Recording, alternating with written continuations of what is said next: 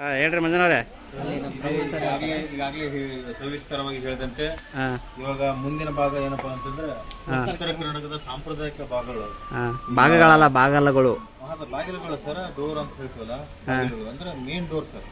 ಅದು ಯಾವ ತರ ಇರ್ತದೆ, ಬ್ರಾಹ್ಮಣರ ಮನೆ ಯಾವ ತರ ಇರುತ್ತೆ, ಈಗ ಏನು ಮುಸ್ಲಿಮ್ಸ್ ಮನೆ ಹೇಗಿರುತ್ತೆ, ಲಿಂಗಾಯತರ ಮನೆ ಹೆಂಗಿರುತ್ತೆ ಅಂತ ಅದನ್ನ ಸವಿಸ್ತರವಾಗಿ ಉತ್ತರ ಕರ್ನಾಟಕದ ಸೊಗಡುಗಳನ್ನ ತಿಳಿಸ್ತಾ ಇದ್ದಾರೆ ಸರ್. ಇದು ಬ್ರಾಹ್ಮಣರ ಮನೆ. ಹೌದಾ? ಹಾಂ ಸರ್, ಬ್ರಾಹ್ಮಣರ ಮನೆ ನೋಡ್ತಾರೆ. ಓಹೋ, ಈ ಥರ ಇರುತ್ತೆ. ಹಾಕ್ಬಿಟ್ಟಿರ್ತಾರೆ ಸರ್, ಒಳಗೆ ಬರ್ಬಾರ್ದು ನಾವು ಯಾರು ಅಂತ ಹೇಳಿ.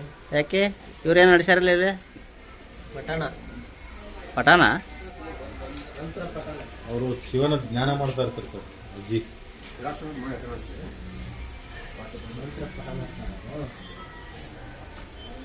ನೋಡ್ರಿ ಹೇಳಿ ಸರ್, ನೀವು ಹೇಳ್ರಿ. This is old model of Brahmin house.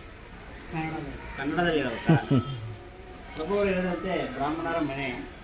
ಈ ಮನೆಯಲ್ಲಿ 3 ಮಕ್ಕಳು ವೇದಾಭ್ಯಾಸ ಮಾಡ್ತಾ ಇದ್ದಾರೆ. ಒಂದು ಅಜ್ಜಿ ಜಪಮಾಲೆ ಹಿಡ್ಕೊಂಡು ಜಪ ಮಾಡ್ತಾ ಇದೆ. ಸೊ ಅವರ ಮೂಲ ವೃತ್ತಿ ಪೂಜೆ, ವೇದ ಪಠಣ ಮಾಡೋದು, ಪುರಾಣ ಹೇಳೋದು, ಈ ಥರ ಎಲ್ಲ ವೇದವನ್ನ ತಿಳಿಸೋದು, ಈ ಥರ ಎಲ್ಲ ವ್ಯವಸ್ಥೆ ಇರ್ತಕ್ಕಂಥ ಒಂದು ಕುಟುಂಬ. ದಟ್ ಈಸ್ ವಾಟ್ ಬಾಬು ತಡ್ಕೋದು. ಇದಾಗ ಜ್ಯೋತಿಷ್ಯಗಳ ಮನೆ. ಹಾಂ, ಸೊ ದಿಸ್ ಇಸ್ ಏನಪ್ಪ ಜ್ಯೋತಿಷ್ಯ ಹೇಳ್ತಕ್ಕಂಥ ಒಂದು ಮನೆ. ಮೊದಲ ಕಾಲದಲ್ಲಿ ಎಲ್ಲ ಇದ್ದರು ಜ್ಯೋತಿಷ್ಯರು. ಈಗ ಜ್ಯೋತಿಷ್ಯ ಕೇಳ್ತೀರಾ? ಈಗೆಲ್ಲ ಬಾಗಿಲ ಮುಚ್ಚಿಬಿಟ್ಟವ್ರಿ ಜ್ಯೋತಿಷ್ಯರ ಮನೆ. ನೀವು ಅಲ್ಲೇ ಮಾಡಕ್ಕೆ ರಜ ನೋಡ್ರಿ, ಸ್ವಲ್ಪ ನೋಡ್ರಿ.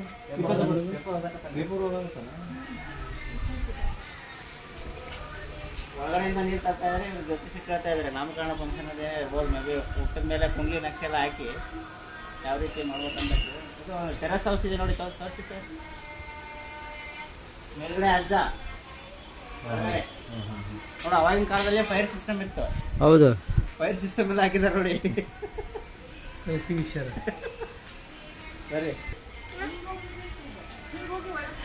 ಬನ್ನಿ ಸರ್. ಇದು ಎಣ್ಣೆ ಕಾಣದ ಸೌಳು ಕೊಟ್ಟಿದೆ. ಇಷ್ಟೊತ್ತಲ್ಲ ಕುಟ್ಟಿದಲ್ಲ, ಅದಲ್ಲ ಒನಕೆ ಒನಕೆ ಒನಕೆ ಹೋಗುವ ಅಂತಾರಲ್ಲ, ಆ ಥರ ಒನಕೆಯನ್ನು ತೊಗೊಂಡ್ಬಿಟ್ಟು ಕಾಳುಗಳನ್ನ ಕುಟ್ಟಿ ಎಲ್ಲ ಕಾಳು ಕಡಿಗಳನ್ನ ಕುಟ್ಬಿಟ್ಟು ಅಡಿಗೆ ಪದಾರ್ಥಗಳಿಗೆ ಸಿದ್ಧತೆಯನ್ನು ಮಾಡ್ತಾ ಇದ್ರು. ಮೆಣಸಿನಕಾಯಿ ಕುಟ್ಟಬಹುದು. ಸೊ ಇವಾಗ ಕುಟ್ಟಕ್ ಮಷಿನ್ ಬಂದಿದ್ದಾವೆ. ಅವಾಗ ಹೆಣ್ಣು ಮಕ್ಕಳು ಎಲ್ಲ ಕೈಯಿಂದ ಕುಟ್ತಾ ಇದ್ರು. ಮತ್ತೆ ಈಗ ಏನ್ ಮಾಡ್ತಾರೆ ಹೆಣ್ಮಕ್ಳು? ಎಲ್ಲ ಮಷಿನ್ ಹಾಕ್ತಾರೆ ಸರ್.